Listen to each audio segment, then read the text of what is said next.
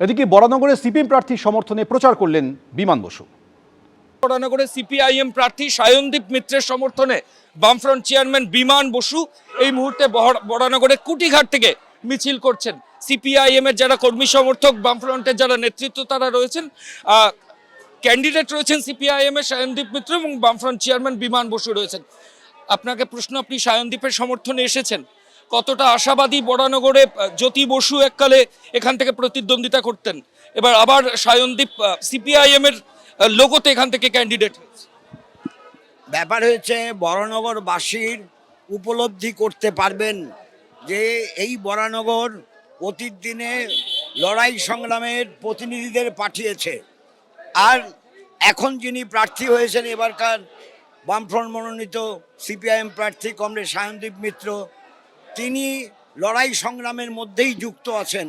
লড়াই সংগ্রামের বার্তা বিধানসভায় নিয়ে যেতে কমরেড সায়নদীপ মিত্রকে জয়যুক্ত করার জন্য ব্যবস্থা করা উচিত বলে আমি মনে করি। একটা শেষ প্রশ্ন, এই বছর সিপিআইএম বামফ্রন্টের অনেক ইয়াং লিডারশিপ যারা অ্যাসেম্বলি ইলেকশন কন্টেস্ট করছেন, দীপশিতা ধর রয়েছেন, সায়নদীপ রয়েছেন, এই যে নবীন প্রজন্মের ভোটে দাঁড়ানো, এটা কি একটা পজিটিভিটি?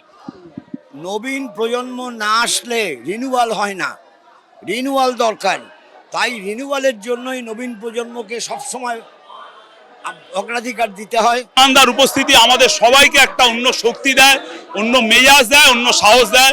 আমরা বিমানদাকে বরানগরবাসীর পক্ষ থেকে কৃতজ্ঞতা জানাই, ধন্যবাদ জানাই। উনি আমাদের এই লড়াইতে আমাদের সঙ্গী হলেন, আমাদেরকে আশীর্বাদ করলেন।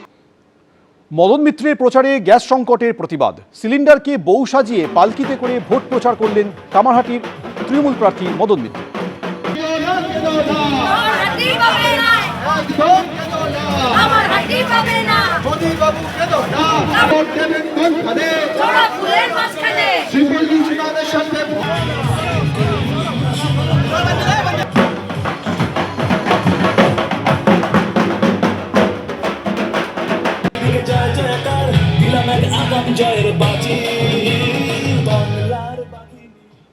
এদিকে ভোট প্রচারে রত্না চট্টোপাধ্যায় পাড়ায় পাড়ায় ঘুরে প্রচার করছেন বেহালা পশ্চিমের তৃণমূল প্রার্থী।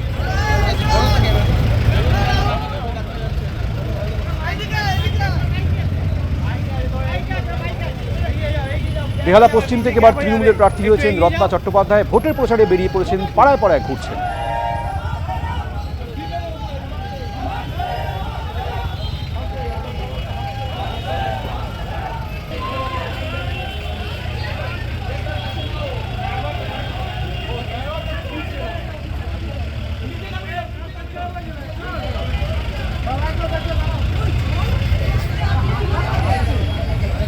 ভোটের প্রচারে রত্না চট্টোপাধ্যায় পাড়ায় পাড়ায় ঘুরে বেহালা পশ্চিমের তৃণমূল প্রার্থীর প্রচার। জনসংযোগ ছাড়লেন বেহালা পশ্চিমের তৃণমূল প্রার্থী।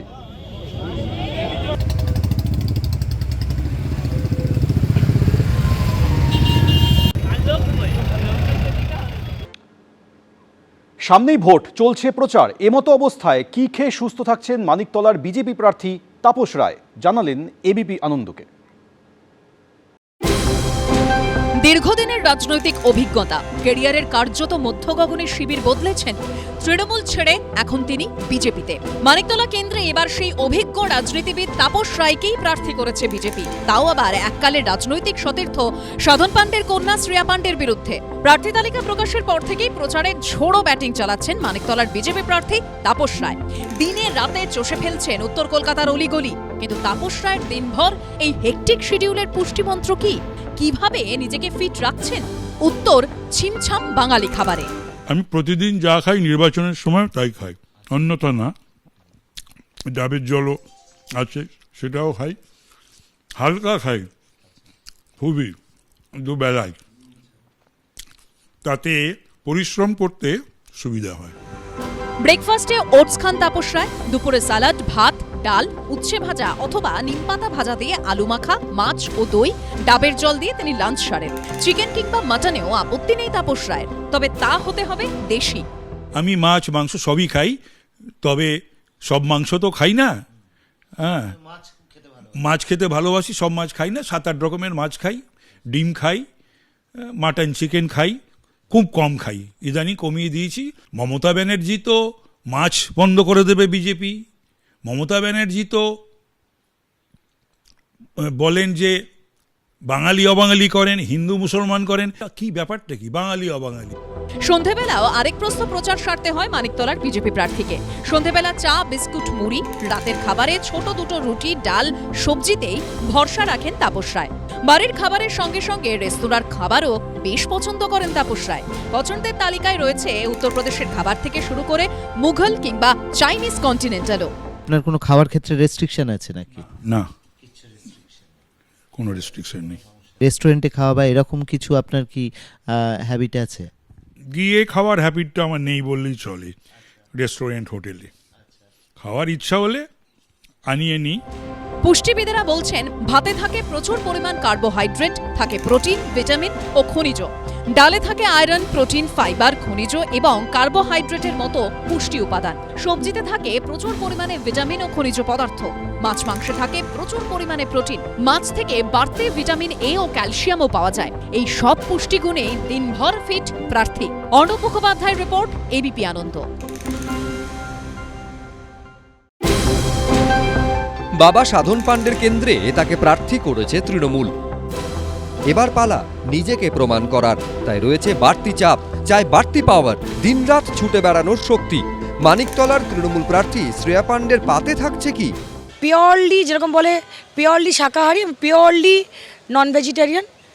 ভেজিটেরিয়ানের বেশি ছোঁয়াছুঁই আমি খাই না, ডাইরেক্ট চিকেন খাই, ভাত খাই। প্রতিদিন ঘুম থেকে উঠে 1 কাপ কফি খান তৃণমূল প্রার্থী, আর তারপর সারাদিন কি খান? শ্রেয়া বলছেন নেই কোনো বাধা ধরা মেনু, যেদিন যা পান তাই খেয়ে পেট ভরান। শরীরের নাম মহাশয়, যেটাই শোয়াবে সেটাই শয়। আমার যেখানে যেখানে প্রচার করছি সেখান থেকে আমার বাড়ি 10 মিনিট। আমি যেখানে আছি আমার মা খবর নিচ্ছে, বাইকে করে ছেলে আসছে, টুকটাক টুকটাক করে যা দিচ্ছে।